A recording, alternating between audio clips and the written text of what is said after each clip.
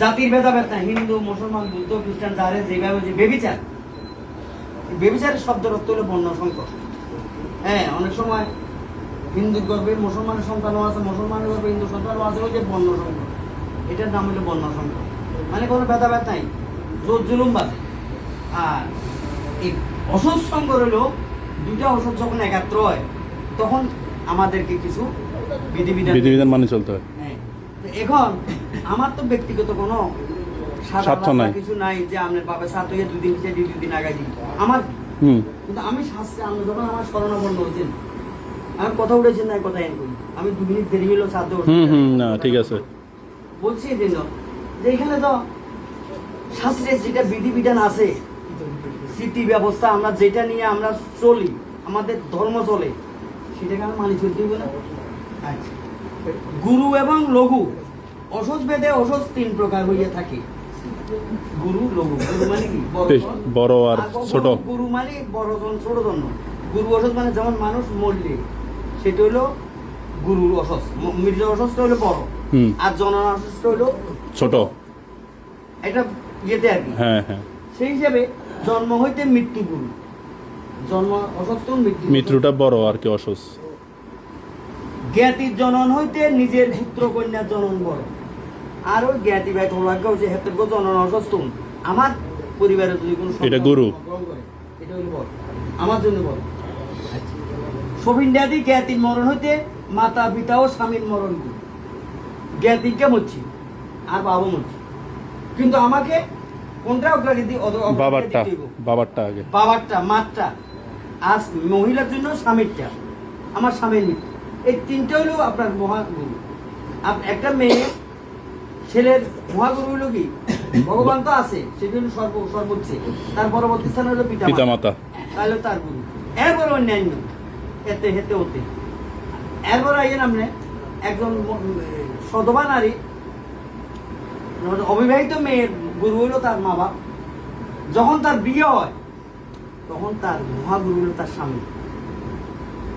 স্বামী মরলে আপনি 12 দিন ওষুধ খান, আর বাপ মরলে কদিন খাবেন? 3 দিন। তাইলে এখন আপনার গুরু কোনটা হয়ে গেছে? বাবা বড় কোনটা হয়ে গেছে?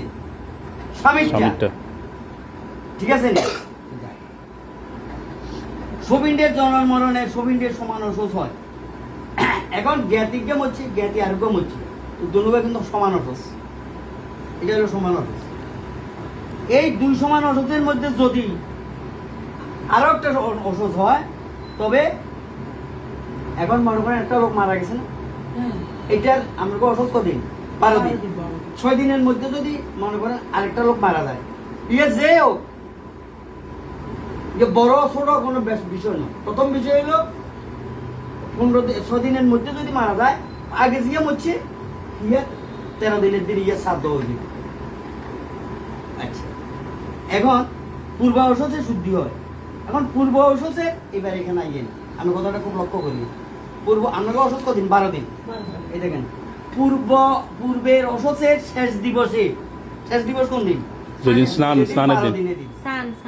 যদি অপর কোনো সবিন্ডের মৃত্যু হয়, কোনো জ্ঞাতির মৃত্যু হয়, তবে আরো 2 দিবস অধিক গ্রহণ করি। সরাসরি তো বলা আছে, আরো 2 দিন অধিক গ্রহণ সরাসরি তো বলা আছে। তাহলে কদিন? ওই 10 দিনের লোক আরো, আর 12 দিনের লোক 2 দিন, 14 দিন। ওই তারপরের দিন যাই। আপনার এখানে হুরক দিয়ে গেছেন, খেরিকর্ম হয়ে গেছে, সব হয়ে গেছে, আপনার এগুলো আর লাগবে না। আপনার হুরকও তো লাগবে না, খেরিকর্ম লাগবে না, ওইটা তো হয়ে গেছে। এখন আপনাকে আর 2 দিন বৃদ্ধি হবে ভোগ করতে হবে। যেমন ইয়ার বাবা সাধ্য আছে, ইয়ে আরো এবং কাইলা 2 দিন মাছ খেতে হইতো, এই 2 দিন অসুস্থ কাইলে গেছে। একটা কথা মনে করেন, শেষ হয়েছে না? আজকে হলো অতি অসৌজাম তার দ্বিতীয় নিল, আজকে তাকে খাইতে হইতো। এই জন্য কিনলাই ওই অল্প আগে কইছি ইয়ে ঘুরে আসিল, ওই মাসিকে জানি দেখছেন, ইয়ে দেখবো এই দর্শনটা হইলো কি? আপনার দৃষ্টি, ভগবানের যে দেবতারা যে এত নবীদ্য, এত বলবলা দিদি, আজকে যে আপনার স্বামীর জন্য এত কিছু করছেন, মায়ের বাবা এমনি খাই যাবে না, কিন্তু সে দেখবে, দেখার মাধ্যমে দেখে সন্তুষ্ট হইব। ওই সন্তুষ্টিটাই তার ভক্ষণ। এই মৎস্যটা তার দর্শনটা হইলো কি?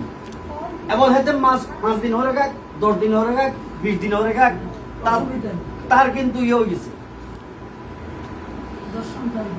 দর্শনটা মানে কি কোনো একটা অংশ হয়ে গেছে শাস্ত্রীয় বিধি মতো এটা হলো এটা আরেক কথা, এটা একটা অন্য এটা নয়। আমরা যেগুলো পূর্বের অসুখের সার্টিফিকেটে যদি অপর কোনো সপিণ্ডের মৃত্যু হয়, কোনো জ্ঞাতিবর্গের মৃত্যু হয়, তবে আরো 2 দিবস অধিক গ্রহণ করিতে হয়। আরো 2 দিন তারপরের দিন যায় তার শ্রাদ্ধাদি হবে।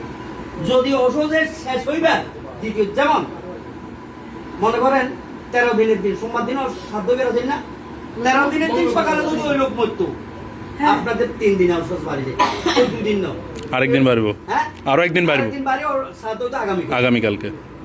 করতে আপনাকে বুঝতে হবে, শিক্ষিত লোক করে বুঝাইতে, কিন্তু আনে যাই ঘুমে থাকে এটা ডাক দিলে উঠবো, কিন্তু ঘুমের ভান করে যেতে উঠিতে হয় রেকর্ড করে না, রেখেছি আমি। তাকে তো আমরা জাগাইতে পারবেন না, তাকে তো আমরা জাগাইতে পারবেন না, পারবেন পারবেন না।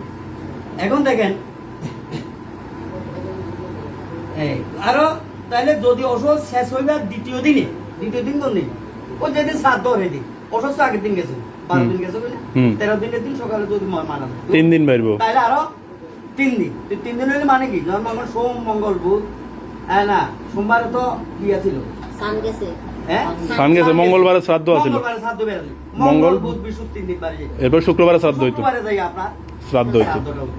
আচ্ছা হ্যাঁ তবে গুরু মধ্যে লঘু ও লঘু মধ্যে গুরু অসুখ হইল পূর্বের অসুখ শুদ্ধিতে হবে, যদি আগে এই যেমন হইলে গুরুর মধ্যে লঘু বা লঘুর মধ্যে গুরু হইল, ওই পূর্বের অসুখে কিন্তু জ্ঞাতিবর্গ শুদ্ধ হবে, কারণ এরা কি ডাবল অসুখ ভোগ করবে। আচ্ছা, এখানে ওই কি অনেকে বলে যে যে 2 জন মারা যায় হ্যাঁ। তার জ্যেষ্ঠ, না জ্যেষ্ঠরা প্রশ্নটা আইব কখন, আচ্ছা যদি 29 দিনের দিন মৃত্যু হ্যাঁ বা 11 দিনের দিন মৃত্যু, তাহলে কিন্তু তার শ্রাদ্ধটা হইতো না।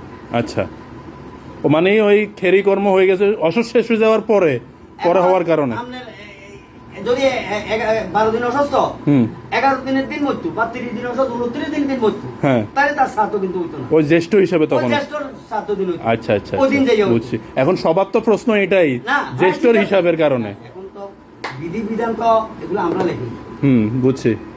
ঠিক আছে আপনার কথা, যদি ওই 11তম দিনে আর নাইলে 29তম দিনে যদি মারা যাইতো, যাদের 12 দিন অসুখ তারা 11তম, হ্যাঁ, আর যাদের 15 দিন অসুখ তারা 14তম দিনে মারা গেলে তখন ওই নিয়ম হইতো, ওই নিয়মে। ওই গুরুর আচ্ছা আচ্ছা বুঝছি।